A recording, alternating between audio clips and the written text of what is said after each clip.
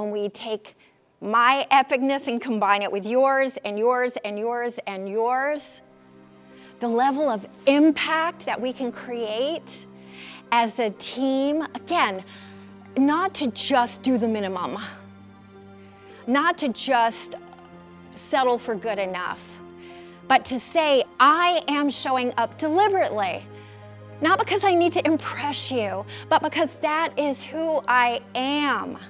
No one, much less me, is going to prevent me from waking up today and doing whatever I can to show up as that most epic version of myself. And oh, by the way, I'd love to do it with you. Confidence. What is confidence? Confidence isn't being the smartest person in the room. Confidence isn't being the biggest person in the room. It isn't even being the person with the sparkliest sneakers in the room, although I will claim that.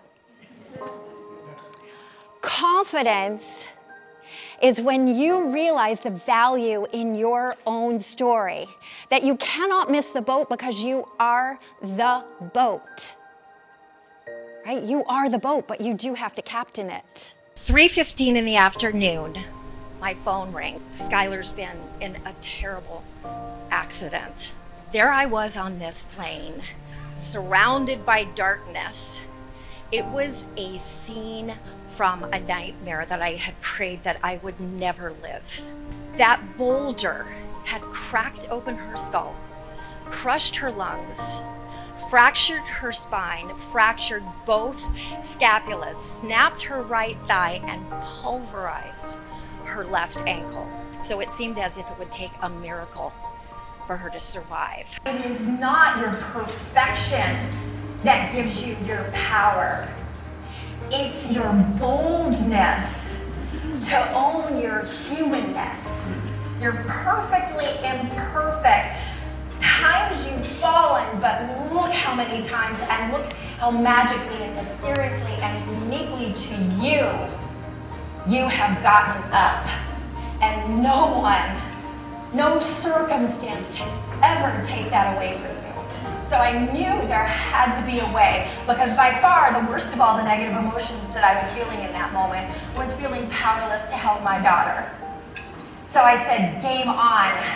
I am going to play this inner game like no one has ever played this inner game. And so the first question, because I knew I had to ask some different questions, the first question was, how much power was I willing to give this boulder? I mean, my daughter was just 22 years old, but she'd been to 5 out of the 7 continents. She'd done all those amazing things. She really had already changed lives. She had done more in her 22 years than most people do in 80. So was I, her mother, going to allow this boulder to rip all of that away from us and force me to go forward for the rest of my life, defining myself as a mother of a child who had been tragically killed at an early age by a boulder? Was that her legacy? Or was I going to not only take my power back, but take the power that she had sown? Schuyler was about love and life and laughter, and especially if she did not survive to bear her legacy further, if she should be able to count on anyone to do it, it should be able to be her mom. So I made the decision in that moment that no, I was going to define myself going forward as a mother of a child who in just 22 years had made a powerful impact on this planet, and I would do my darndest to live up to that, regardless of what happened. Those are the moments that feel so painful that they knock the wind out of you, and you don't know if you have what it takes to get back up.